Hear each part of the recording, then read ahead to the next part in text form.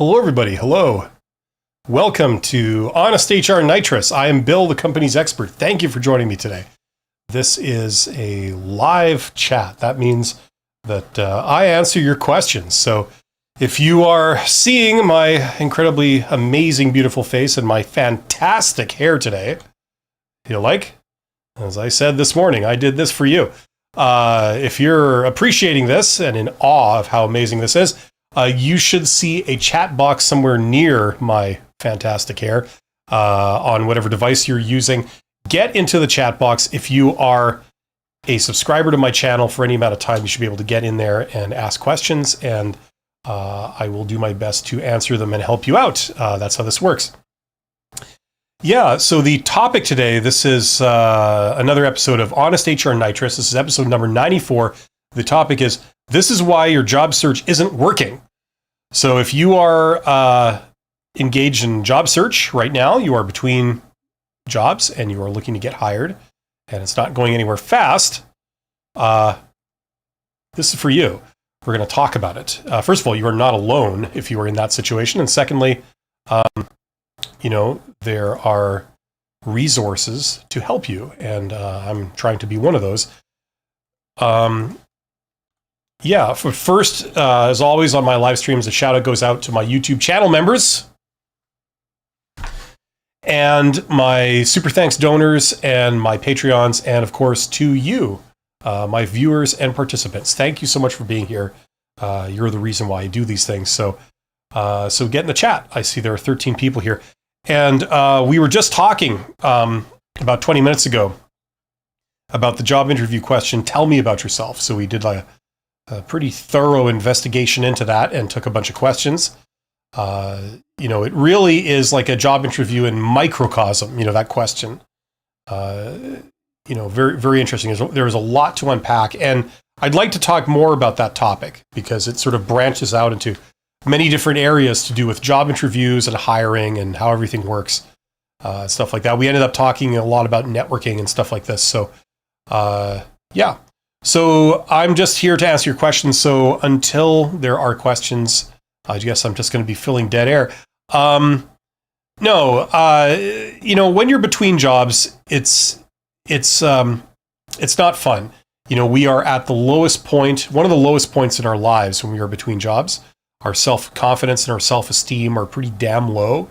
And it's doubly bad because you're also expected to sort of behave in such a way where you come across as confident, and self-assured and things like this. That's generally well regarded. And the problem is it's like the last thing that we feel like when we're in that situation. I'm having problems with the brightness on my camera. I apologize for that. I'm trying to counterbalance things here. In fact, I'm just going to move my monitor a bit here. There. Hopefully that helps.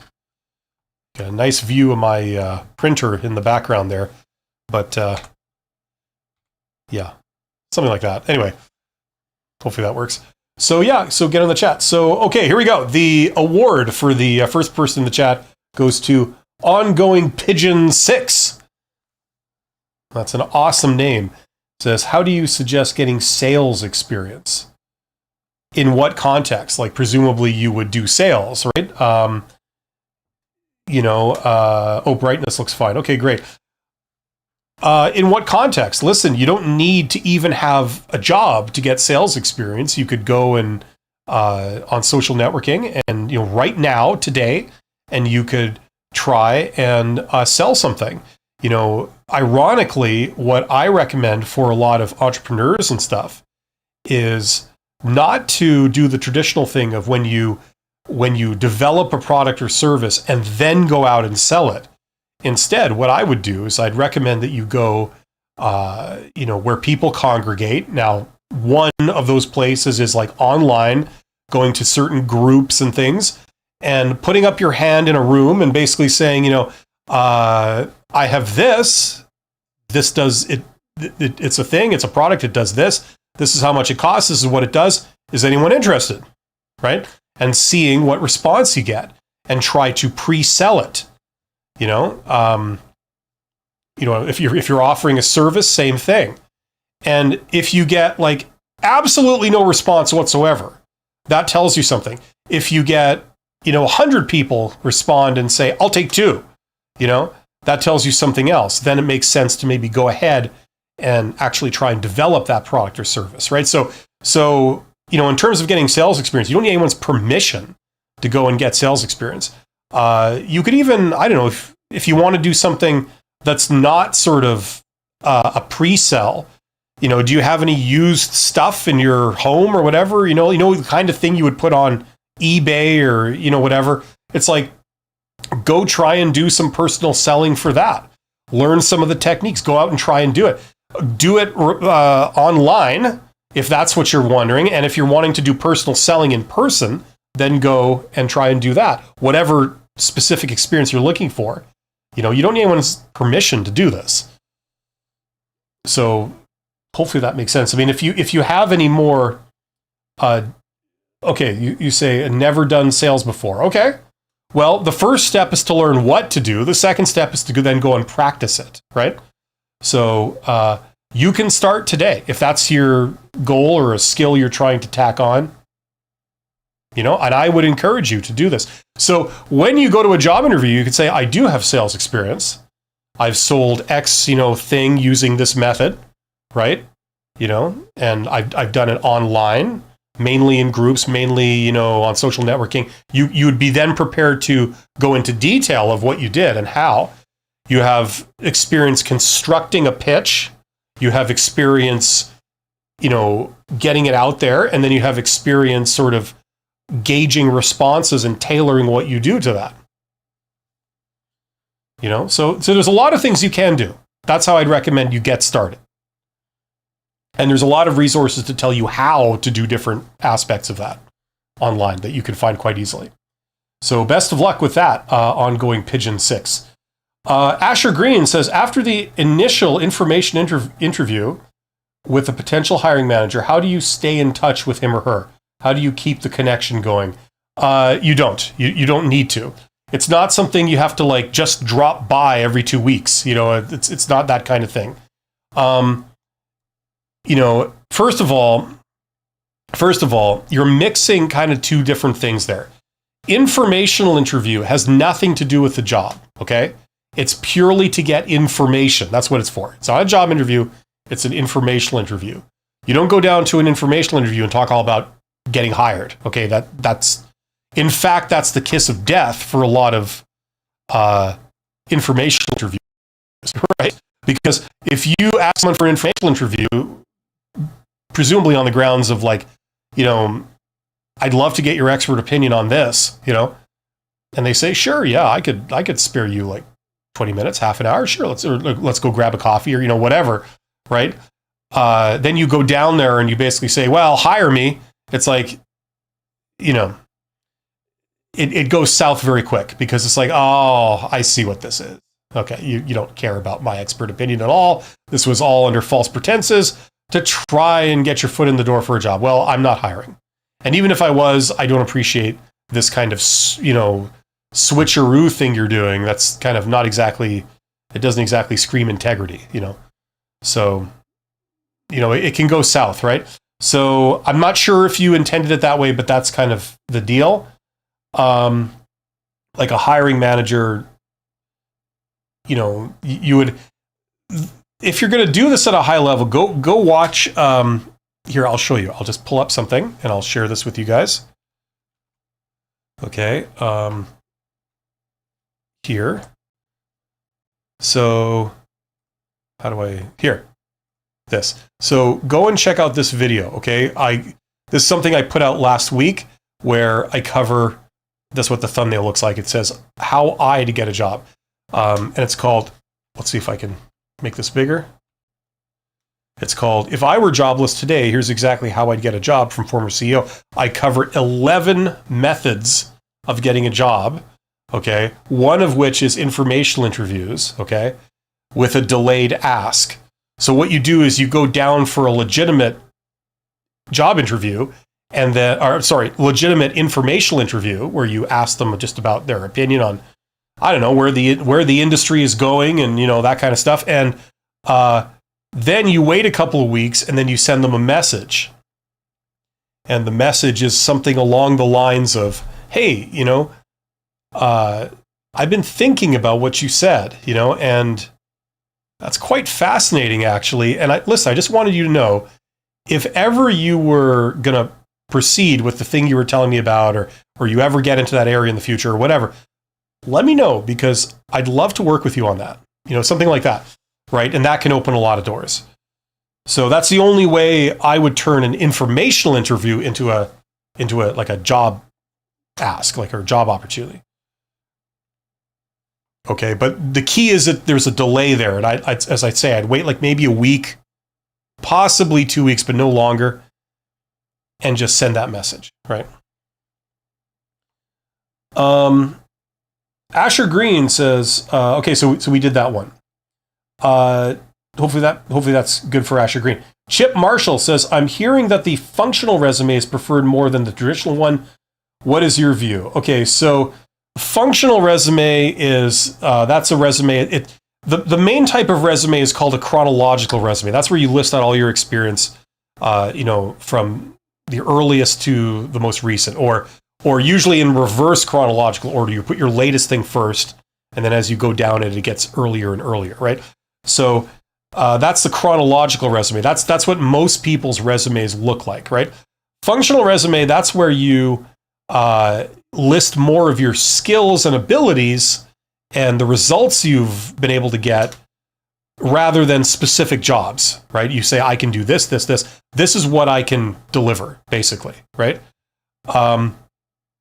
Now, what I prefer, or what I think is good, like years ago, I did a professional resume where I paid somebody like 4 figures and they helped write a resume for me that like summed me up. This is for like more of an executive type resume, for like executive roles. And what that was, it was like the first half page is a functional resume, and then the rest is a chronological resume. So it's like a 2-page resume.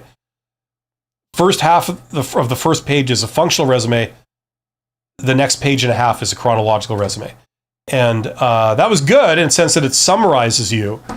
Now, what I've heard is that some people recommend you use a functional resume when there's an issue with dates, right? So if you've got a large work gap or something, they claim that, well, you can obfuscate dates by doing a functional resume, so you don't have to like disclose your entire chronologic history. And if there's a gap in there, it doesn't create a bunch of red flags. I don't know how effective that is, to be honest with you. That might work better with higher level jobs, but I don't know about low level stuff, like worker level, professional level stuff. I'm not sure if that really works. I don't have any feedback on that. If it were me personally, I would do a chronological resume. That's what everybody does. That's what recruiters and hiring managers are expecting. Doesn't mean that you can't get anywhere with a functional resume. It just means that you're really swimming against the current. They're expecting certain things like dates, and if you don't give it to them, I don't think they're going to respond favorably. But then again, I don't know that for a fact. So that's kind of my take on it, probably as unhelpful as that was. Yeah. Like, if you have an issue with, you don't want to disclose dates or something, there's other ways of tackling that rather than doing this, if that is what's going on. 68 WG Sanchez says, after the application process, how do you deal with the rejection emails over and over that the company has gone with the better candidate?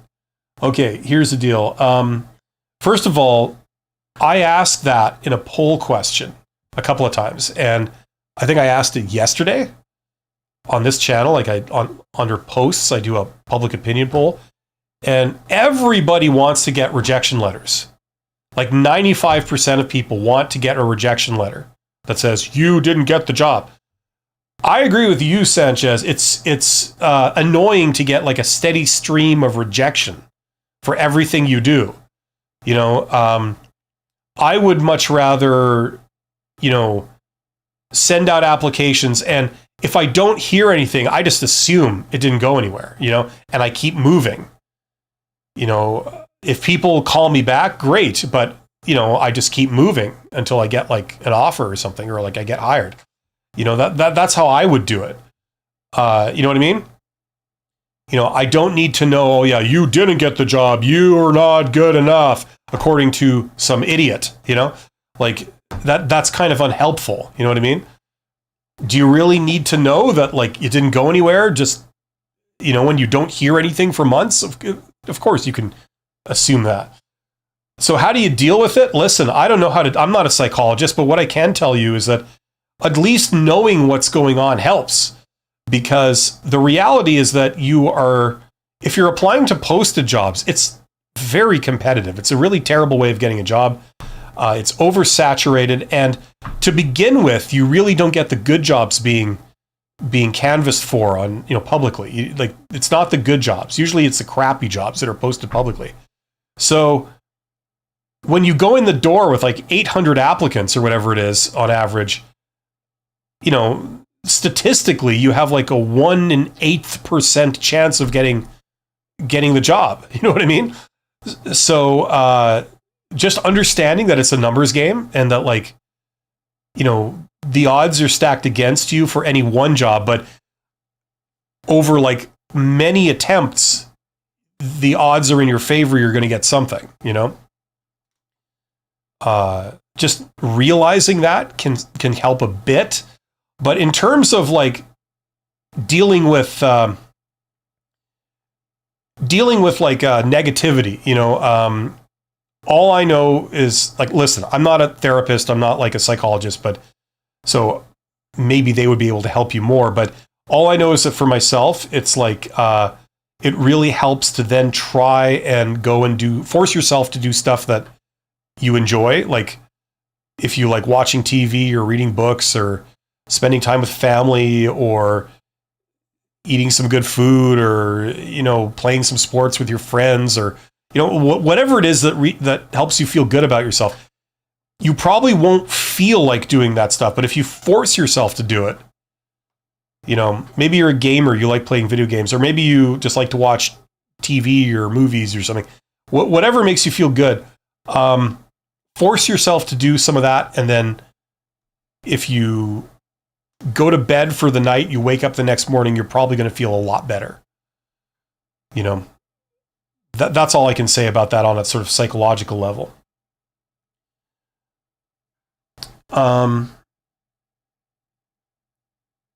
Okay, where were we here? That was, I think, 68 WG Sanchez. Ongoing Pigeon says, I've worked in a technical role in my field for a couple of years and want to transition into a sales position in the same field. Okay, good. Well, that's a good thing to do. If you understand sales, that can open up a lot of possibilities. That also can be the beginning of you being able to turn your value directly into money without needing an employer, like any kind of agent, to do it for you, and then take like a massive cut for themselves, which is what employers are. That can be the gateway to that if you're interested in having that happen. Asher Green says, that's what I was asking about. What do I do after if I was to do anything at all? Okay, Asher Green, after the informational... I felt I already answered that. If you're asking again, I'm not sure. That was what I was asking about. What do I do after if I was to do anything at all? Well, that's kind of where it ends. Like you do an informational interview to get information. Did you get your information? If they gave you an informational interview, that's kind of, you got what you asked for, and that's usually where it ends. The thing that I've done before that's opened up a lot of doors for me, I've gotten contract work, I've gotten consulting work and all, is I would do informational interviews and then I would do a delayed ask. So that's where, like I was saying, you go away for a week or something and then you respond with a message to them, usually over LinkedIn or whatever it was how you contacted them in the first place, and just say, I've been thinking, that's actually really cool. If if ever you're wanting to get into that or something, I'd love to work with you on it, and that's where the process ends. You don't need to follow up with them. You don't need to constantly try and be in their life. That's not what this is about. This is about like, okay, I have almost like in the days of having a Rolodex, you know, I don't know if anybody remembers or even knows what that is. It's like, I had a Rolodex. It's like a circular thing where you put business cards and they like turn like a carousel, right? You could go down it, you know, A, B, C, D, E, right? And it's like that. You have like a contact list of people that you would contact for different purposes, right? This is the expert on this. This is the expert on that. This is the expert on this, right? And if you want to know anything, you know who to talk to, right? You don't have to keep, at least the way I did it, you don't have to keep constantly being in touch with them, artificially contacting them for the sake of contacting them. That also kind of, in my experience, would probably annoy people too. Like if you have something legitimate that I can help you with, sure. But if you're just like contacting me to say hi, you know, it's like, no, that's kind of wasting my time.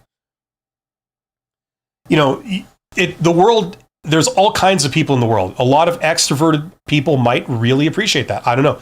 But for me personally, I didn't do that to people, nor did I take kindly to people doing that with me. It's like, no.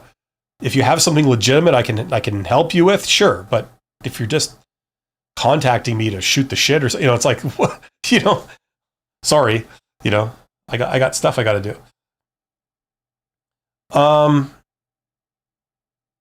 Okay, whenever I come back to this thing, it's always like shifted. That's the problem. That's why I look confused and there's a delay when I come back to this.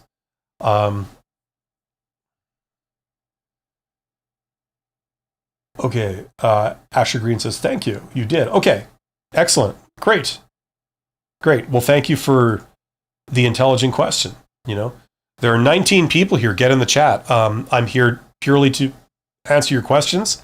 So send me some questions, what you're wondering about, what you're struggling with, and we'll get into it. Something I did the other day that I put in a video actually is, I'm going to try and pull this up, is what I was doing was I managed to get my setup here to do chat GPT like voice input while I'm live streaming. So, you know, we can do this together for like some questions and I can give you my take on some of the answers. Some of the AI tools like chat GPT are incredibly useful and they're incredibly helpful, especially considering how convenient they are. They're like a great source of information for a lot of things. But when you get into more niche sort of areas, or as Americans say, niche areas, you know, it sometimes defaults to very generic, basic answers that may not be ideal, you know. So when I can with people, I'm investigating that, and we're doing it together. And I'm partly doing it so I can encourage people to use some of these AI tools because they're a great resource. They're not the be-all end-all, but they're certainly very helpful. And other things, I'm just curious to see what it's advising people to do. The biggest thing I used it for, and maybe you've seen this already if you've seen some of my chats, but in the absence of any questions, I'm going to do this. I'm going to say here, let's try this. Okay, so of all the jobs that are currently out there right now, how many of them are posted? Right? Because when I talk about this, a lot of people, they don't believe me when I talk about this kind of thing. Okay? Oh, okay. I guess I have to use the word percentage. Okay.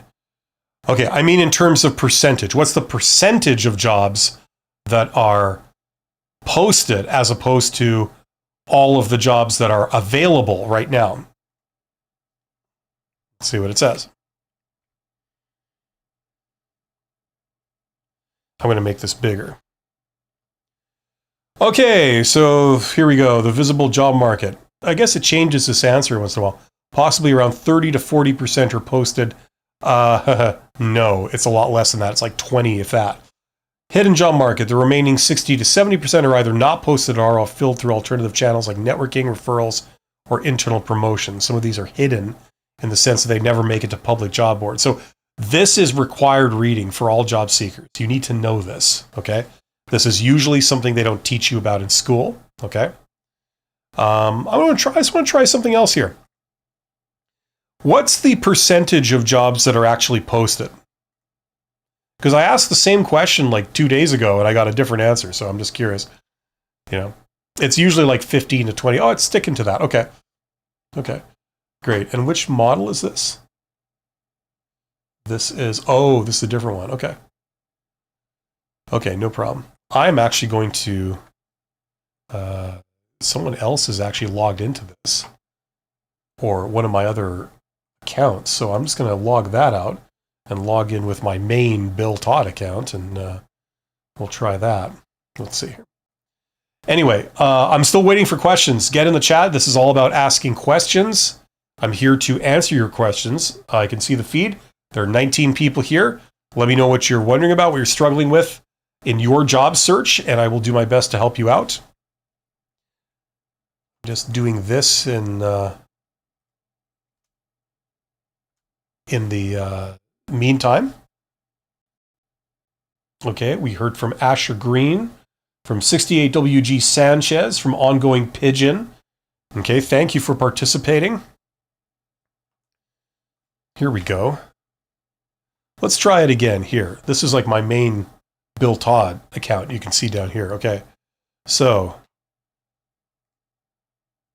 okay, of all the jobs that are available out there that I could possibly get, what percentage of them are actually posted publicly?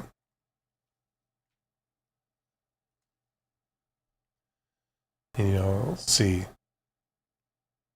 20 to 30. Okay, it's sort of changing its tune here. What was it before? 30 to 40. Now it's 20 to 30. The point is, the vast majority of them are not posted. Okay? People can disagree on the exact percentage, but they're not. Most of them are not posted. So if you're doing a job search where all you're doing is you're going online to search for job postings and then you're applying to them, okay, like with applications through websites and things like that, just so you're aware, all those jobs that you're seeing, okay, all of those, that's only 20% of all the jobs that are actually out there. The other 80% are not posted, okay? And you access those, in a word, you access those through networking. That can be networking online. That could be networking in person. The word networking simply means people talking to other people. That's all it means. You could talk to someone you've known for years and ask them a question. That's networking. You know what I mean? If you have somebody that you're connected to on LinkedIn, hopefully you're on LinkedIn, and they were your coworker in a previous job you had like 5 years ago or something. You both were working together at this other company, right? And you contact them and you say, how's it going? You're networking, right? That's what networking is. It's just people talking to people. If you reach out to someone you don't know, that's networking. If you talk to someone you do know, that's networking. Right? You do it online, that's networking. You do it in person, that's networking. You do it by snail mail, that's networking, right? So there's a lot of introverts out there, and there's a lot of people that haven't been introduced to this idea before, right? And maybe you think that, it's all about corruption and nepotism and doing favors for each other. It's like, no, it isn't.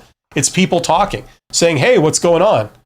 How's your company doing? Are they hiring over at your place? Say, not really. They hired like last month. They hired like 5 people, and before that, I think they hired somebody earlier this year. They hired a few people earlier this year. Not right now, as far as I know. I don't know if you're, that's networking. That's what it is, right? It's not slimy. It's not underhanded. It's not inappropriate. It's not unprofessional. That's what it is.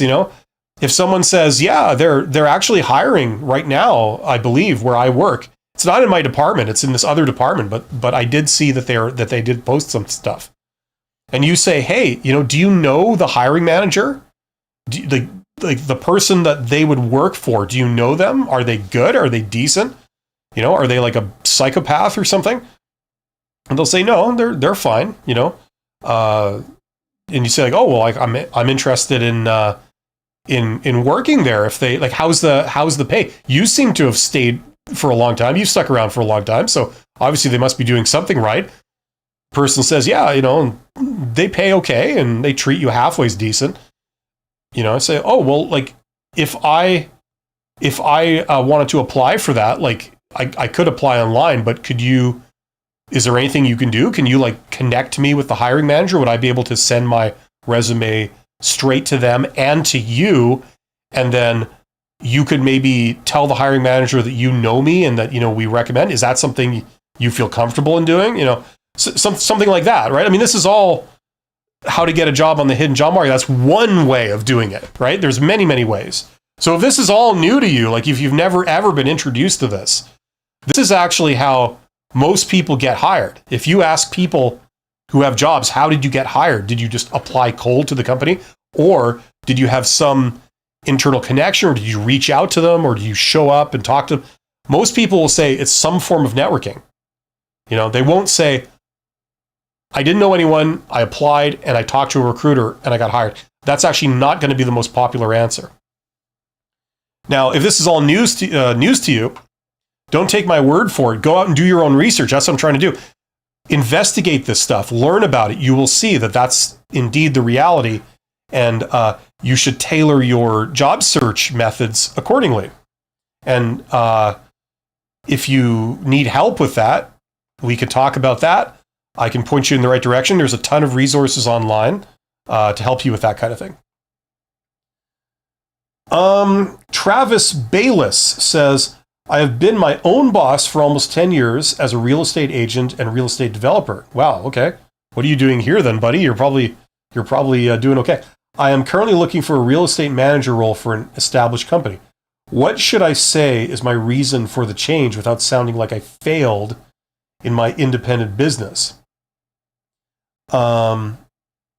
Okay, yeah, that's a tough one because the problem is, as a general rule, recruiters especially, they don't like candidates who are like entrepreneurs that have either had their own business or have tried their own business. First of all, they don't see the value in it. Secondly, they view it as a liability because they think like, you got your own thing going on the side, and therefore, if you come and work for us, the only reason why you would want to work for us is because your own thing has failed. Otherwise you would choose to do your own thing than work for an employer, right? And that does make sense, right? Like, why would you choose to work for somebody else and, have to be ordered around by them when you could be doing your own thing, working for yourself, doing precisely what you want, doing it all on your own terms, like, you know what I mean? So that's valid. Now, you and I both know that if you're an entrepreneur, you've managed to have your own business. That's a tremendous accomplishment, and it shows that you have a collection of very valuable skills. Okay, so we both know this, right? But the problem is it's not going to be perceived like that by recruiters who don't understand such things. And from the perspective of the employer, it doesn't make you a more desirable candidate. It makes you more of a liability. You're someone that as soon as your own stuff starts paying off, you're going to jump ship and you're going to do your own thing. That's the assumption they're making about you, right? So that's why they regard you as a high-risk employee. So it's kind of hard to convince them. The only way that I know of to convince them is to really downplay the fact that you had your own thing. Like, for example, I wouldn't remove it from your resume, but I would try and float it as like it wasn't your business, it was this company you worked for. I don't know if that's a possibility. If it's called like your name, that might be a little more problematic, but if that would be the first thing I would attempt. If you can not mention to them that like it was your own company and this was just don't mention it. You don't volunteer that. I worked for this company. They were small. They were called this. It was more of a homegrown kind of thing. And they did stuff in this area. And I learned these skills. And, it was great because they gave me a little bit of autonomy to decide how I did things. So I was able to achieve this, and this. Stuff like that without saying it was my business, And that way, if you can do that, it's the best of both worlds. It doesn't show off this liability in their eyes, but it also allows you to talk about all the skills you have and your accomplishments that you had connected to this business you had. So I'm not sure if you can do that. If you can do that, great. If not, an extreme solution is to remove it from your resume, but that creates a ton of problems. And the other way to do this is just simply not to go through recruiters. I mean, you would do this through networking. So talk to the hiring managers directly, and you could say, like, listen, I had my own sort of operation going, and I know a hell of a lot, and I have a lot of valuable skills. I was making it, and I'm doing okay, but the problem is there's a limit to what you can do because you don't have economies of scale. It's very hard to bulk up, when you're playing in this game with big players, right? They will always have certain advantages that I will never have, but it's unfortunate because I really have a lot of skills that I could bring to help them, and that's why I'm here. What I'm hoping to get out of this is that I could bring my skills that I've learned, but I'm not going to be hamstrung by being the small fish in the pond. You know what I mean? You know what I'm saying? So you talk to like hiring managers, you either do direct outreach or you do informational interviews as a way of like meeting people, getting a rapport with people, and then possibly pursuing it further. That may help. I've got 2 resources for you if you want to go deeper, okay? For direct outreach, I have a video linked in the description where I show you what that looks like. If you're wondering about that, you may know all this stuff if you're an external salesperson for your own HR outfit. I'm not sure. But the video is called How Successful People Get Jobs. Okay, it's linked in the description box under this live stream. You can check that out. And if you're interested in the informational interview side of things, like I was showing off earlier, I'll just see if I can bring that back up. I had a video that I'd like to recommend of my own stuff, but I talk a bit more about that in detail, and that's this one right here. Okay, so this one right here, it's called If I Were Jobless Today, Here's Exactly How I'd Get a Job. It's long, it's 46 minutes because I'm going through 11 methods of getting a job. One of them is informational interview, so you might want to check that out if you're interested in that.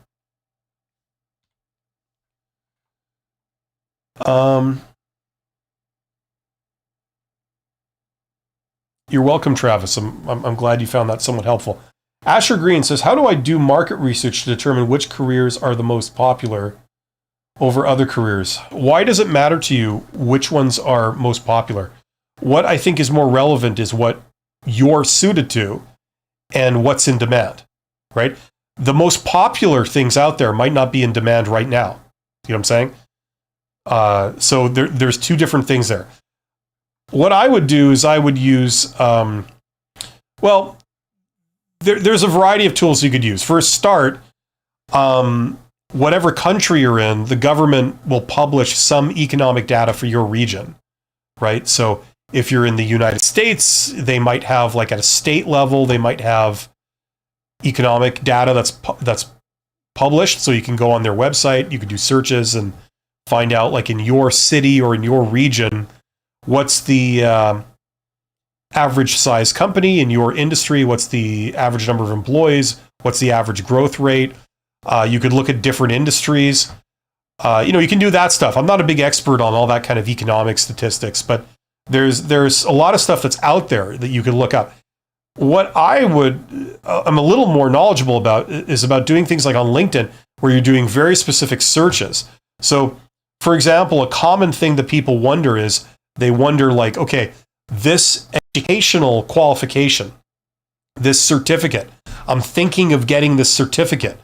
The school is telling me that like it's very valuable. Everybody needs this certificate. The certificate itself is very, very valuable. It opens up all kinds of doors for you. And there's a lot of demand for people in this area, okay? So let's verify that. The first most basic thing you can do is get on LinkedIn. You might need LinkedIn Premium for this, I'm not sure. If you do, you could get the free month of Premium. Just say, sure, I'll take the free trial, and then you cancel before the end of the month or something. You don't pay anything. But you do a LinkedIn search, do a people search, okay? So the results are people, are individuals, and then you could click on them and see their profile. So you would look for like that certificate, type in the name of that certificate or something, and limit the search to your hometown. So it's like just this geographic region. I'm going to do a search for this educational qualification, and then look at what pops up. If 2 people pop up, it doesn't really convince you that that certificate is like a thing, you know?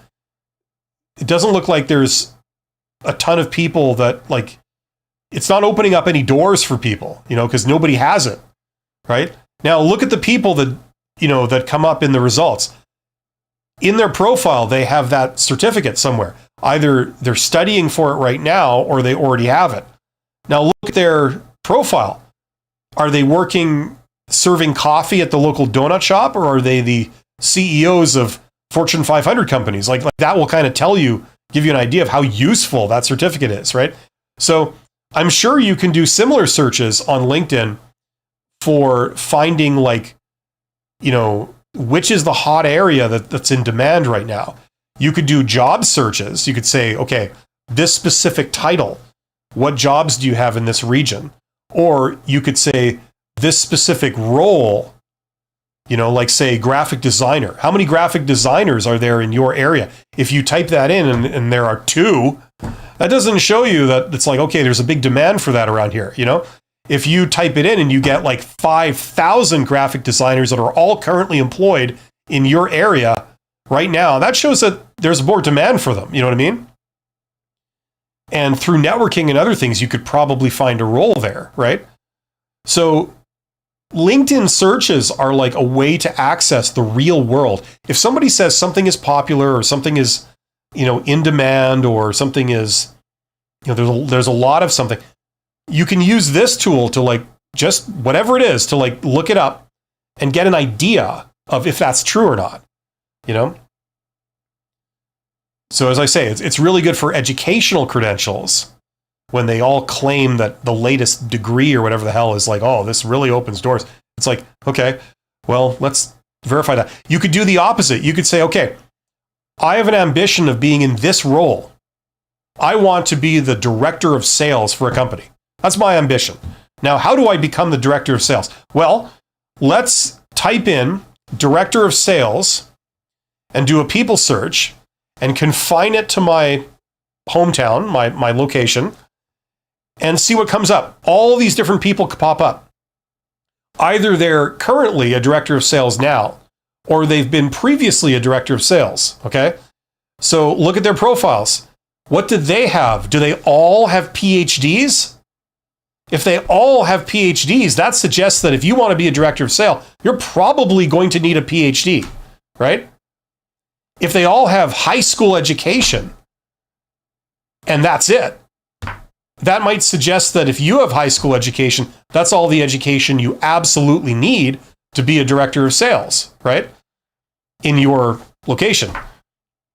You know what I'm saying? So you can also see like their career path. Oh, they all have 20 years working as a salesperson before they became director of sales. I don't want to wait 20 years. I want to do it in 2 years. Can I do that? Well, are there any examples of people doing it in 2 years? Find out. Of all these people, did any of them do it in 2 years? Oh, none of them did? Okay, well then that's probably not super realistic. I'm not saying it can't happen, but the odds are against that happening for you. Does that make sense? So you can get an access to like what's going on in the real world just by doing some of these LinkedIn queries. So that might help you with some of these questions, about like what jobs are out there or what you could get with your credentials or your experience. What would you need to tack on to make super desirable jobs happen for you? You know, and how many of them are there?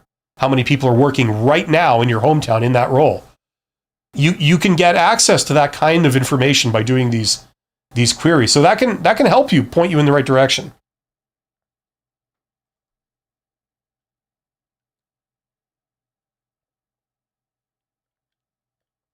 The drink of the day is ginger ale, everybody. Ginger ale, check it out. Now, just to do this for fun, I still have 19 people here just to do this for fun. Let's see what ChatGPT has to say. We're going to ask the same question. Okay. Okay. Okay, so how do I do market research to determine which careers are the most popular over other careers? Let's see what ChatGPT says.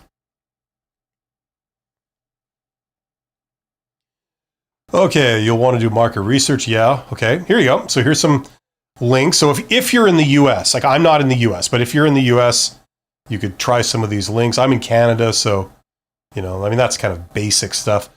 Google Trends and LinkedIn. Okay, so Google Trends, you could try Google Trends. That they have tools for that kind of thing. I think I've played around with it a long time ago. I didn't really go anywhere for me, but yes, you could look at LinkedIn jobs, but as I said, I would use the queries and I would do people searches to do this. Indeed or Glassdoor. This is all, like, once again, I was telling you before, basic answers, Analyze skills trends, visit Burning Glass. Okay. So there's some other things you could check out, right? Watch enrollment in training programs, boot camps and course trends. Okay, I suppose. Ask recruiters or industry. Yeah, I wouldn't waste my time, but whatever. Caveat: popular is not necessarily best for you. That's what I was kind of saying. A career might be hot, but it could have a high burnout. It might not match your strengths. Might be trendy now, but collapse later. Yeah, exactly. The point is anything can happen. So look at stuff that makes sense for you specifically. So hopefully that was somewhat helpful too. Okay, guys, get in the chat. Like, I'm here to answer questions, so give me some questions. If I don't get any questions, I'm going to have to sign off. So please send your questions in the next couple of minutes, and I'll do my best to answer them. And I'm going to play around with my camera brightness again, because that's what all cool people do constantly. That's a sign of professionalism. How about this? There we go. Gives me something to do in between waiting for people to ask something. There we go, something like that.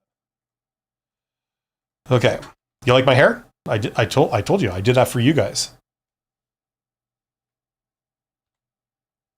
All right? Don't hate me because I'm good looking.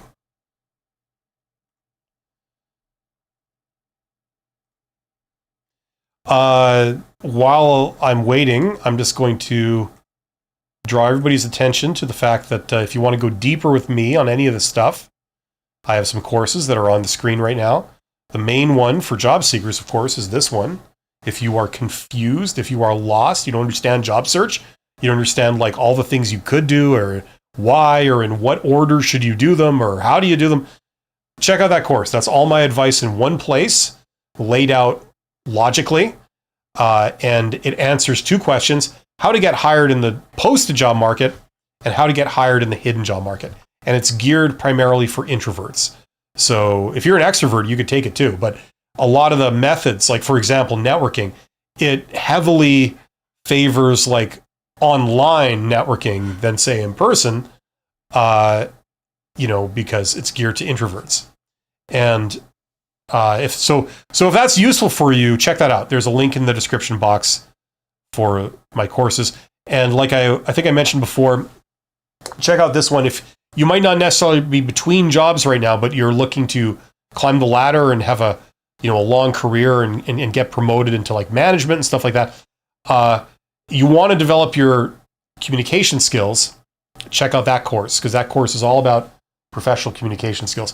Everything that I learned on my journey from going from a supervisor when I started to being a CEO when I ended my corporate career, I put everything I learned about communication skills into that course.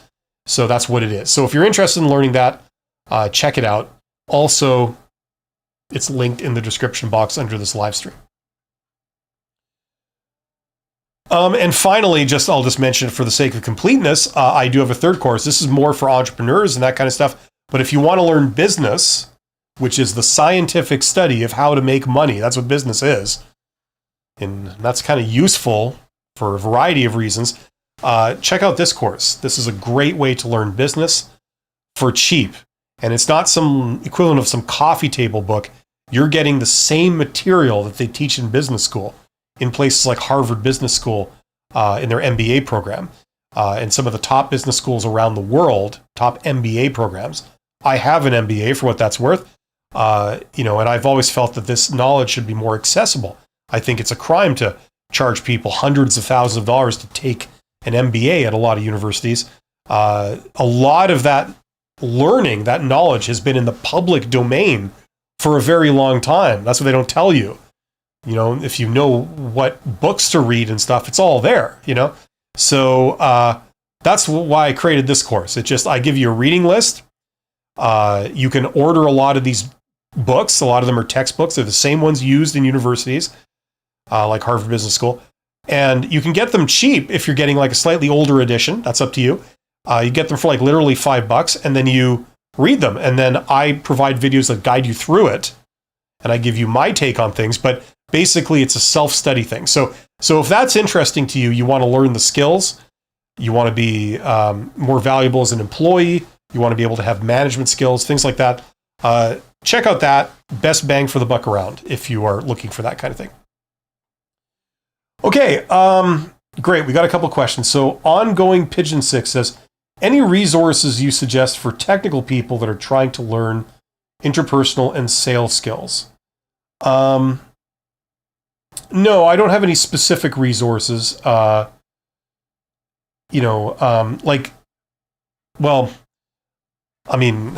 Just like I just kind of said here, one of the areas of business is marketing, right? I would learn marketing for sure. Marketing is like, sales is sort of like the practical kind of arm of executing on marketing ideas. You know what I mean?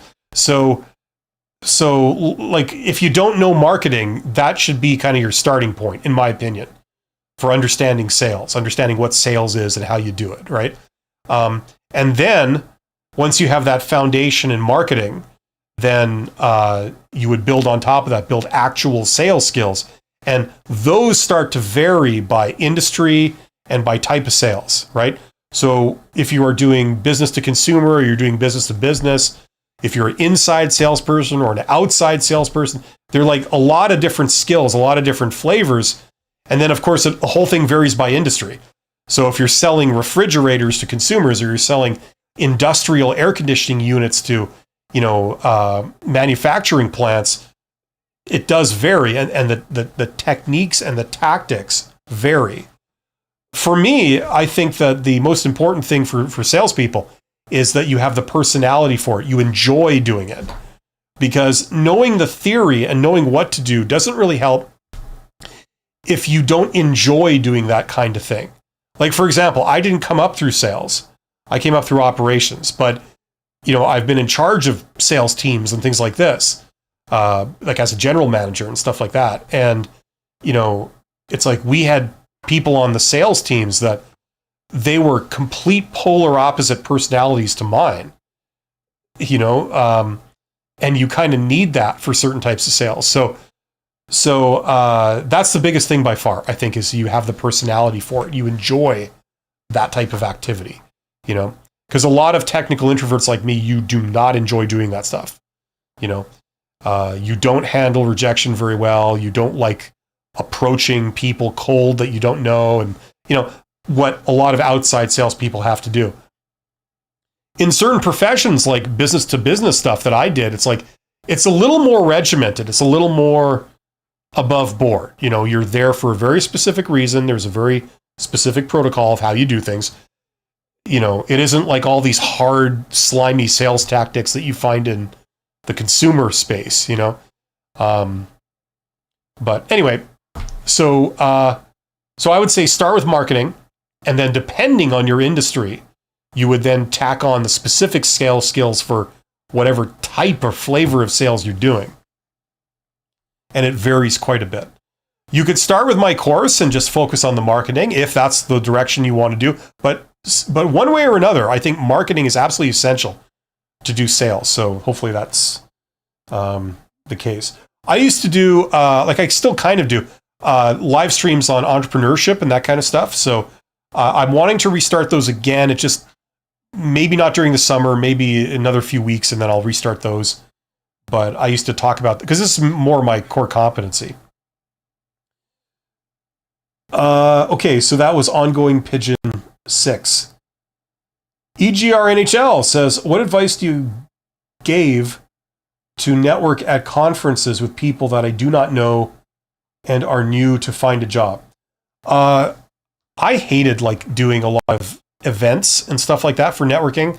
I found it's extremely inefficient because you might be in a room full of people, but at least for me, I always only had the opportunity to talk to like 5 or 6 of them. You know what I mean?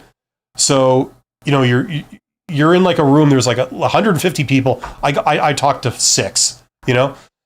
You know what I mean? It's just a bit awkward. What I understand is that the way you would do that stuff, if you can, is you would have someone that can introduce you to a lot of people. That helps. But I often didn't have that. I didn't care about that stuff. What I would do at conferences and things is, like, I've been to CEO conferences and things, which can be actually kind of cool, but what they do is they sit you at like tables. You know, they'll have like 150 people in a hall or 200, whatever it is, but they'll be sitting around round tables. So like maybe 10 people to a table. And that's really cool because you're forced together with 10 people and you get to know the people at your table. Like, hey, what's going on? You know, it's like, yeah, you know, I'm Bill. It's good to meet you. You know, what company are you from? You know, this kind of thing. And you can do the business card exchange thing, you know. But being able to just strike up a conversation with someone that you're next to is very, very useful, right? You know, just saying, hey, how's it going? You know, if you have something in common that unites you, like, oh, did you hear what he said? You know, did you catch that? I didn't catch that. You know, that kind of thing. Or like, you know, they had mentioned something. He says, you know, have you ever done that? You know, something like that. You know, oh, I'm Bill, by the way. You know, like that kind of thing. So you can start up a conversation like that with people that are just around you. And people go to those things to talk to other people. So it's not like what you're doing is inappropriate. Okay? So that's how those kind of things work. Now, I'm an introvert. I don't particularly enjoy events for networking. I've been to quite a few of them. I never really liked it. I preferred more specific, more targeted ways of reaching out to people, which I put in this course, by the way. But that's what I would say for events, you know. And I also found it kind of a bit weird because I've been to a few like wine and cheese type parties or events, whatever hell you call them, just stupid little business events and things where people stand around in groups and they might have like a drink in their hand or something like that. But the problem is they're in groups. It's very hard to like go up to like a group of like 4 or 5 people that are all talking together and just kind of nudge your way in, you know. It's like, so what are we talking about? You know, it's like, I found that quite awkward and stupid. So, you know, I never really got the hang of those. And quite frankly, I didn't really care. You know, the only way to really do that is if you know one of the people in the group, you say, hey, John, you know, or whatever, you know, what's up? And then you can kind of come in and start talking to them, you know. But it's hard when you don't know anyone and you go into that type of event. At least for me, it didn't appear naturally. So I'm not sure how helpful that was, but you're asking about something that I never really placed much importance on or was not particularly into. Now, if you're talking about a job fair or some version of a job fair, then it's different. You go down there with a stack of business cards, and it's completely different. Like you're going to, usually they'll have like all kinds of booths, a booth, right? Like a company will have a booth. They'll have like their representative in the booth. And the whole point of this is to try and find, you know, candidates that would want to work there, right? So they're there specifically to meet people like you. So they want you to go up to them and say, hey, you know, like, how's it going? I'm Bill, you know, what's up with your company? What do you guys have going on? And they'll say, well, glad you asked. We employ people for this purpose. You know what I'm saying? So then you exchange business cards. I don't know if people still pass out resumes of those things. I don't know. But it's a completely different thing. It's almost like a trade show, right? They're there for you to come up and like investigate what they do. And they'll be happy to tell you all about it. And you get people's cards, and then you go home, and then you follow up with them. You say, hey, I met you at the event last week. You were telling me a bit about what your company does and what you guys do. And, I'm interested in learning more. And then you could either apply for a job, or you could what's better is to do other networking type stuff. You call them up and you say, hey, would I be able to get a tour? Is that possible? If I come down there, would you be able to give me a brief tour? Is that okay? Something like that. And next thing you know, they know you. You've demonstrated that you're enthusiastic about working there. That's half the battle, right? So if they're going to try and hire somebody, they would like to hire you. While you're on a tour, you could say, hey, I have a couple of questions about what I'm seeing here. Who's the manager? Who's the supervisor? Would I be able to ask them a question? And now you're meeting all the people in the company and stuff like that. If you got your business cards, you never know. You give out a business card, they might give you one back. Then you follow up with that person. Hey, I met you 2 days ago on that tour. Remember me? Yeah. You were showing me this process. I think that's fascinating. Are you guys hiring in that department? Like, are you guys looking for? How often do you hire, or something like that? Get them to talk about it. Get them to see that you're awesome, and then you never know. They could say, hey, actually, we might be looking for someone. I like where your head's at. I'll recommend if you send me your resume, I'll pass it on to my boss. Or something. So there's all kinds of ways in and stuff. So when you go down to networking events or to job fairs and things like that, that's how you can make this stuff work for you.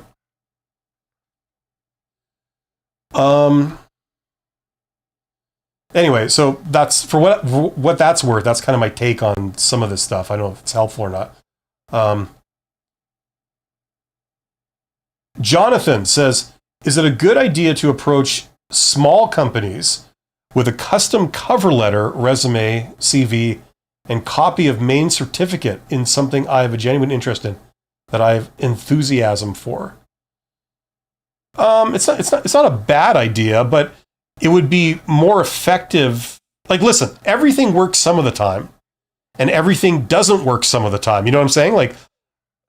So that could work, but what I would do is, instead of showing people all kinds of certificates of things, you can always call someone up and ask for an informational interview, and say listen, I'm very interested in this type of work. And I understand that that's the type of work that you do. And, you might even run a department that does that kind of work. Would you be able to spare me half an hour? I would love to get your expert opinion on how that work is done in practice. Would that be okay? And, the way this works is most people don't respond. Some people say no, but some people say yes. So you send that out to 100 people that all work in that type, that area. And a couple of people say, sure, yeah, sure, you want to come down? I have some time on Thursday at 2 p.m. if you're free. Come down and I'll be happy to, to talk to you. So you go down there and you just ask them a bunch of questions about it. They do most of the talking because you're asking them their opinion. They're going to be very flattered by the fact that, you're interested in what they do. How often does someone come up to you and say, hey, I think what you do is fascinating. I would love to just listen to you talk about this thing you do. Explain to me. Why do you do it that way? What's the future of this? How should it be done in the future, according to you? A lot of people find that very flattering. That's why they agree to this, And then you don't ask them for a job. You just sort of say wow, that was amazing. This kind of thing. You go away, and then a week later you contact them to send them a note and say, hey, I was thinking about some of the things you said. I just want you to know, like, if ever you guys are looking for someone that's like a fully qualified whatever that can help you, that work with you, I'd love to work with you on that, and that can open a lot of doors, It certainly gives you access to all the hidden jobs in that area that they might have there.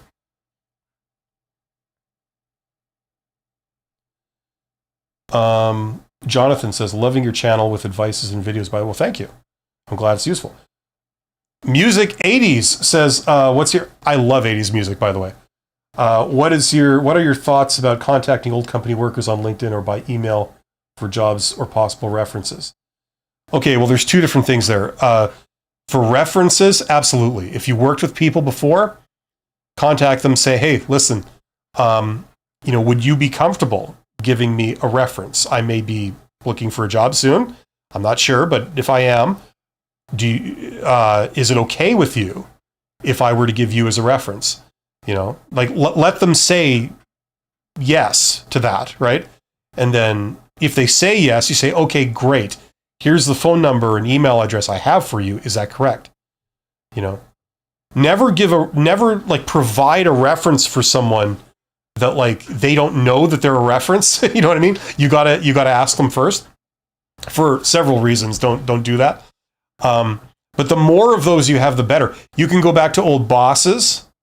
You can go back to, people that weren't your peers and they weren't your boss, but other people that were kind of there.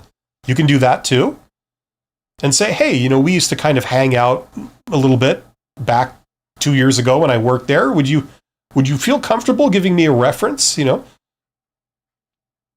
Right? So absolutely for that. Okay. Now, what was the other part of the question here? Contacting company workers on LinkedIn for email, or I don't recommend by email. I mean, email is the worst way to contact somebody. So I would do it through other means. I would do it with a phone call first. If you want it to matter and you don't want them to ignore it, I would leave a voicemail. Call their business line in the evening and leave a voicemail. Usually for today's generation where people are afraid to call someone on the phone, that can be something that's manageable. You're talking to a recording. You just say, hey, listen, hello again. It's me. I don't know if you remember me. We used to work together here. Listen, I was wondering, would you be comfortable in being a reference for me? I might be looking for something and, I was wondering if I could provide you as a reference. Let me know. My phone number is this, that kind of thing. Right? So yes. For jobs, if you're doing this for jobs, yes, but I wouldn't do it over email. Now, just so you know, there's kind of a bit of a protocol. I want to see if ChatGPT is smart enough to know of that. I'm expecting it to. Let's see. Okay, so if I wanted to reach out to a former coworker that I haven't seen in 2 years, to inquire if they are hiring where that coworker now works, how would you recommend that I go about doing that? Okay, let's just see what this says. It's going to be a 3-step process, is the traditional thing. Okay, so it's giving you a template of how to write it. So that's somewhat useful, I guess. Okay, yeah, I wouldn't do it like this, to be honest with you. I would do the 3-step thing. Okay, let me just try this. Okay, isn't there a traditional sort of 3-step process where, you reach out to them and you don't do the ask immediately, but you just sort of, maintain contact and they respond, and then it's like a 3-step process? Isn't that kind of a part of this? Just want to see if it understands that. Yeah, here we go. So 3-step referral request method. Okay, so the first step, connect. Don't ask them for anything yet. Just say, hey, what's up? It's been a while. That's it. And then step 2, ask for intel. Appreciate the reply. I'm actually exploring opportunities right now, and I'm curious about what it's like over at your company. What's the vibe? Blah, blah, blah, that kind of thing. And then finally, you're asked, that's great. Do you happen to know if your team or another team is hiring? And so on, right? So this is the kind of thing you can do over LinkedIn.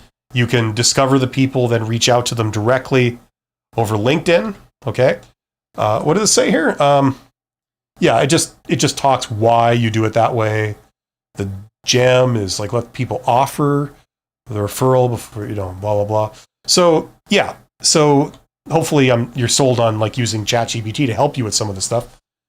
But yeah, that's the sort of traditional way you do it, like the 3-step kind of thing. What's up? How's it going over there? Oh, can you put in a good word?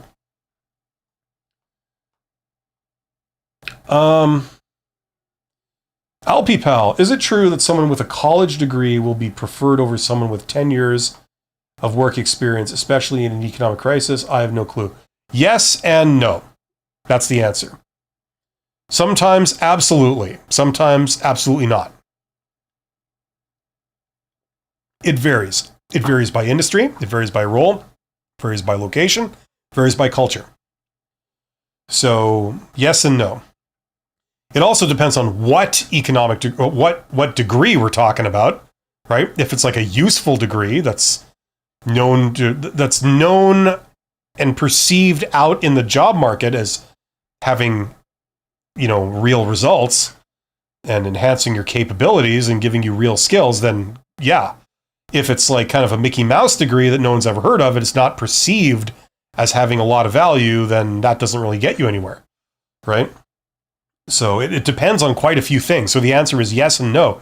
It'll go both ways depending on the situation.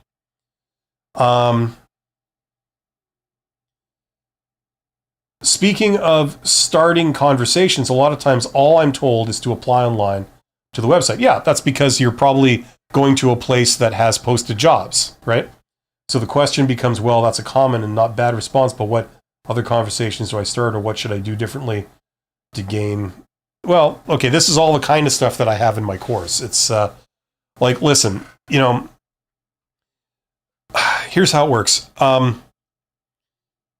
If a company posts jobs, right? If they post a job, they say like, we're looking for strangers to work here, right?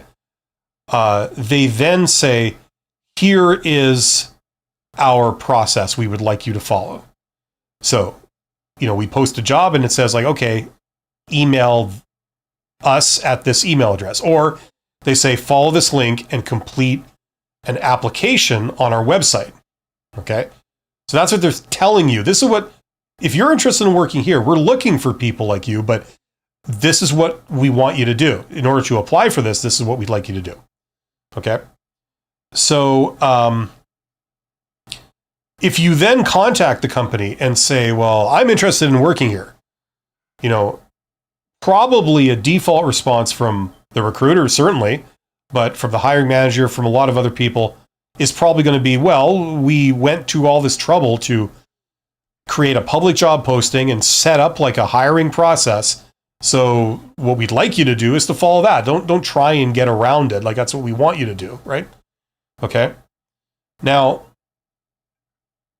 that's like something you can expect. Now, for a lot of companies, they are hiring, but they haven't posted anything publicly, right? Because they're not wanting strangers necessarily.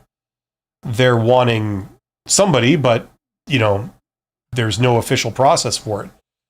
So for those people, you contact them. They're not going to say, go to our website, because their website doesn't contain any job postings, nor does it contain a hiring process they want you to start, right? And the hiring process is created by the HR department. It's a very low-level thing, right? It only applies to low-level jobs anyway, like worker level, professional level, and maybe manager level. So you know what I'm saying? But they won't say that because if they don't have a job posting, right? So the other thing is that if you go to low-level people, okay, they can't help you generally, okay? So what they'll do is they'll refer you to the website if there's a job posting. If you go to mid-level people, they're too busy to help you a lot of times because their jobs are very demanding, right?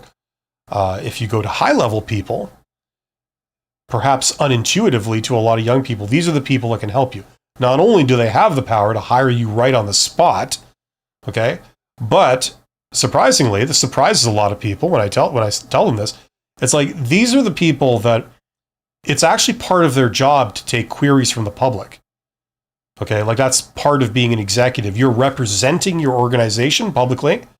That means that when you get queries, from some person says, I'd like to talk to you. I'd like to talk to you about your product. I'd like to talk to you about your company, whatever. You may not know who they are, but like it's your job to handle those professionally. And if you have this attitude where you go like, what?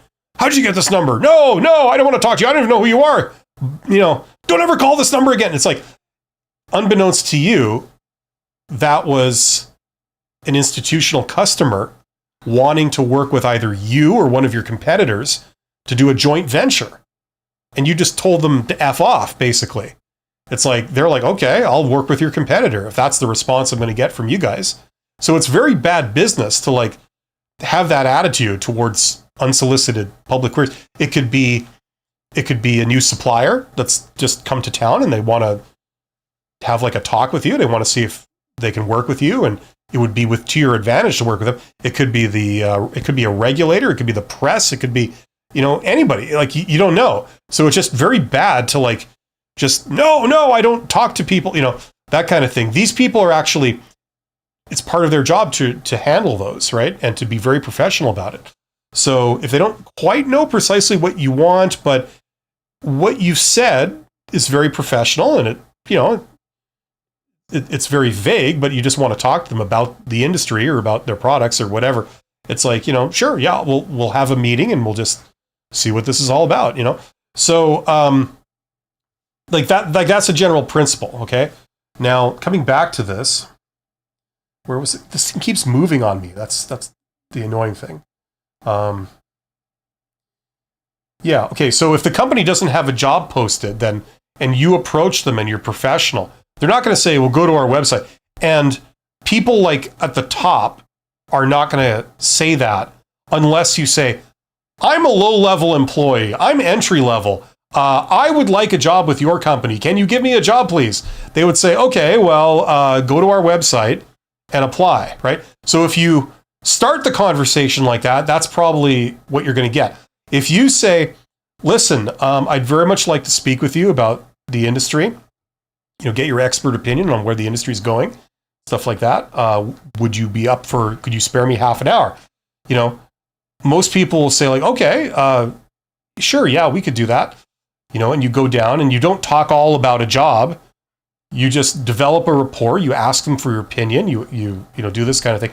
That's an informational interview. That's how you do that kind of stuff. If you're just wanting to reach out to a hiring manager, you don't have to go through any of this. You send one message. You say, hello, I'm here. I'm fully qualified in this. This is the problem I solve. If ever you're looking to hire someone like that, please let me know. I'd love to work for you. I know you guys do great work in this area and I live nearby. So, I look forward to hearing from you. And that's it. If they're hiring, great. You just landed right in their lap. If they're not hiring, it's like, okay, no harm, no foul. They might keep the awareness of that for like in the future. If they're hiring in 2 months, they may respond to you then. Otherwise, there doesn't need to be a response. You know what I'm saying? So it's all about how you present yourself, and it's all about who you go to. If they've set up that official sort of process, they're probably going to direct you to it. If you announce that that's what I'm looking for, they'll say, okay, well, it's on the website.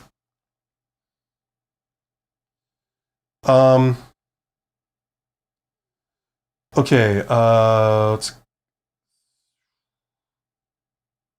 speaking of starting conversation, all the time I'm told to apply online. The question becomes, what's common most other companies do I start, or what should I do differently to gain from it, even if I didn't get a job? Okay. Well, hopefully I've answered that. You go to the right people. Oh, it continues. Yes, you are talking about it right now. That makes sense. Okay. Yeah. So go to the right people, make the right request, and, then everything falls into place. They won't just kiss you off with that answer. EGR NHL says, my local university offers a job fair, twice a year. Are these events worth attending for senior professionals? Should I be concerned if I'm recognized by the company and if they could contact my boss? Well, okay, to answer your question, it's not usually for senior professionals. It's like, that's more for entry level, like people coming right out of school, right? That's what they're intended for. So that's what they're geared towards. I don't think it's the end of the world if you go there. You just want to get an overview of the different companies. That's not a bad thing, right? I wouldn't hand out resumes there. Maybe I would hand out business cards and say, oh, I'm here, trying to get a scope of a lot of what, the employers are here and what different companies are doing and what possible career options I may have, And so I'm looking to meet and connect with a lot of people at a lot of these employers, just as a sort of matter of form, basically.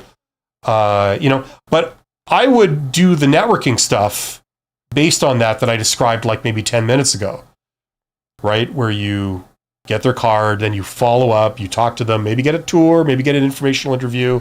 They can be the gateway to introduce you into the company, and you could meet people there and stuff like that. It could be one thing, right? But yeah, there are a lot of other things that I would do personally that are a bit more immediate and a bit more appropriate for like a senior professional. It's not a bad idea. Go to your job fair. It might be a fun and informative thing. But I would also do a lot of other methods too. Okay, like direct outreach is going to be the number one method for most people. It then becomes a game of finding your own niche and talents, which is the more difficult part and bigger priority. Independence and mastery of your own skills keep many things in life. Yet another example of how you have to know what and how to ask AI something. Okay. Yeah, like Alfie Pal, you're talking about two things. It seems like you're talking about developing yourself, working on yourself, but then you're also looking at jobs. You're looking externally to employment opportunities and careers and networking opportunities and stuff like that.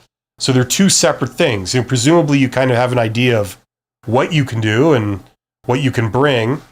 And then when you go and pursue career opportunities, you know what you're offering and what situations you're looking for and things like that, right? If you're still figuring out one, it's hard to kind of do the other with a lot of precision. You know what I'm saying? You don't have to have every single thing figured out to a T either to know that you have some basic skills in these areas, and then you see what's out there. Excuse me.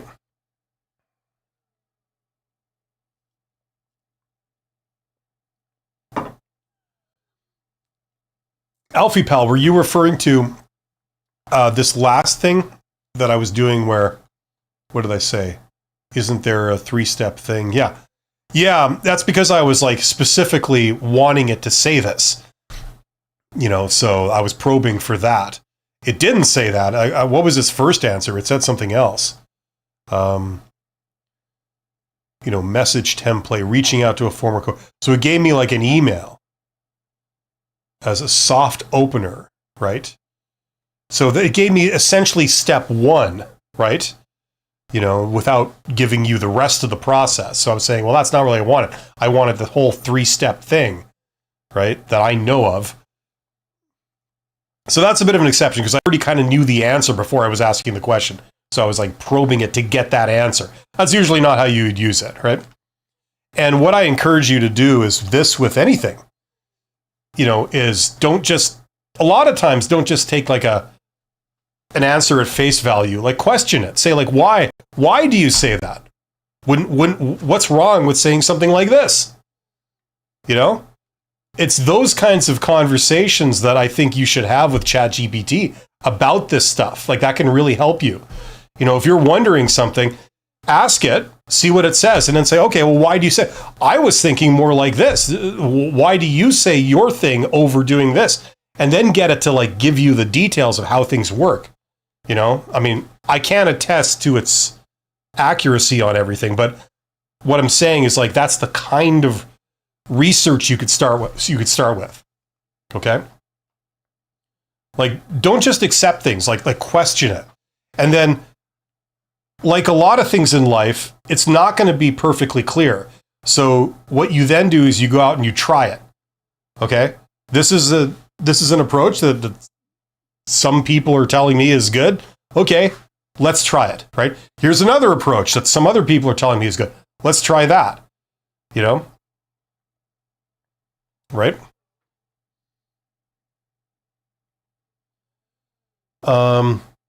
Music 80 says, if reaching out to old boss a reference by phone after 1 or 2 years, is it okay to ask for a reference on the same phone call or follow up in the future phone calls? Okay, what? If reaching out to an old boss for a reference by phone after 1 or 2 years, is it okay to ask for a reference on the same? I don't fully understand. You say you're calling them for a reference. Is it okay to ask for a reference at the same time? Well, what? Like that's one thing, unless I'm missing something. Yeah, just call them and say like, listen, you know, like if you're too kind of chicken to talk to them on the phone, which I know a lot of young people are today. Apparently it's a bit of a culture shift. Just leave them a voicemail after hours or something. Just say, listen, you know, this is X. Remember me? I worked there 2 years ago. I reported to you. Anyway, you know, I was wondering, would you be able to provide a reference for me? I might be looking for a job in the near future, and I was wondering if I could use you as a reference. Are you okay with that? Please let me know. My phone number is blah, blah, you know, something like that, right? You know, now if they pick up or something, you say the exact same thing. So it's okay, you know? Right? You know, and if you need to talk to them again in the future, you talk to them again in the future. Just, that's how it works. Okay, AlpiPal. Hopefully that made sense. GoPal is here. Cool. Okay, we got 19 people here. Any last calls for questions? Let me know now. Put your questions in the chat box, and I will get to them. I will be signing off in a few minutes. It's been an hour and a half. So let me know if there's anything else. In the meantime, check out my courses. This is probably the main one that most people would be interested in. If you're confused about how to get hired, this course will help you. It's all my advice all in one place. It teaches you how to get hired in the posted job market and how to get hired in the hidden job market. And it's tailored mainly for introverts. So if you're an extrovert, you could follow this perfectly. If you're an introvert, this will help you to do, like if you're wanting to learn how to do networking and stuff, but you're not super extrovert, you know, you'd rather do it like online with social networking and stuff like that. It can help you with that. So check that out. Link in the description box below this live stream.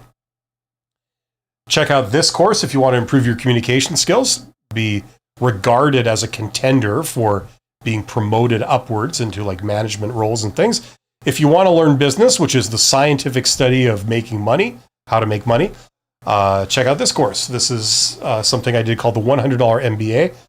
I have an MBA. I've been a CEO. I put a lot of knowledge into that. Best bang for the buck around if you're just trying to learn business. So check those out. Those are all linked in the description box below. Okay, JR is here. JR says, you can do it. If you are scared to speak on the phone, I know exactly what it feels like. Since I was little, I've had problems with speech and speaking. Try it because it is difficult and fun. The risk will almost never outweigh its reward. Okay, I think you mean the opposite of that, especially with job hunting and employment. Yeah, well, absolutely. Like, you know, I encourage everyone to try and develop your communication skills as much as possible. Job interviews are all about soft skills, and a lot of those are communication skills, right? So that's what job interviews are about. Your application is about your qualifications, right? That gets you the interview. The interview is about who you are as a person, your soft skills. You know, do you have charisma? You know, do you have rapport with people? Do they get along with you? Do they like you? You know, how, can you make yourself understood? You know, this kind of thing. Those are all very important. Can you sell yourself? Can you persuade somebody? Those are all soft skills. And that's what job interviews are about. It doesn't make sense for the employer to invite someone who on paper is not qualified for the job to an interview. I mean, even if you like them and they pass the interview, you still can't hire them because they can't do the job. They're not qualified for it, right? So all the people that come down to job interviews on paper, in the eyes of the recruiter or the hiring manager, they are all qualified to do the job. They can all do it, right? Now, you're looking at all these people and you're deciding between them, and it's all based on soft skills, what you're like as a person. The hiring manager is especially tuned into that because whoever they select, the hiring manager now has to work with that person every day for, you know, the foreseeable future. They're the employee's boss. So, you know what I mean? Like, it's very important that they get along, right? So that's one of the things that they're looking for, definitely, in a job interview. So it's all about soft skills. So, you know, the ability to communicate is very, very important. Work on your skills. Learn about what you need to do and then practice them. You know, they will help you in life. They will help you get ahead. They will help you. They'll bring opportunities to you, and they will help you be more successful. JR says, just make sure you are signing up for the job you love. Yeah, okay. Alpi Pal says, I've been thinking about this for a while. I've been leaning towards no over time. Would you ever feel guilty for your boss for making mistakes or getting fired? Or when they pay you for being trained, making feel like you should volunteer for them and stuff like that? I'm not sure, Alfie. I'm sorry you lost me there. I don't quite understand what you're saying. But it sounds harmless enough. Anyway, I have to sign off. Thank you for being here. You guys are awesome. I got some really great questions today, really intelligent stuff. That's great to see. So thank you for that. Hopefully this was somewhat helpful. It's Wednesday today. I will be back next Monday with more live streams. So come back then if you have more questions for me. Other than that, I wish you all the best. Always remember, you know, you're awesome and you're highly employable, highly valuable. A lot of employers would love to have you. You know, the problem is that they're looking over here and you're looking over here and you're not connected, right? So the challenge is to be connected to them. Anyway, check out my courses, watch my videos, blah, blah, blah. I'll see you guys in a few days. Take care of yourselves. Best of luck.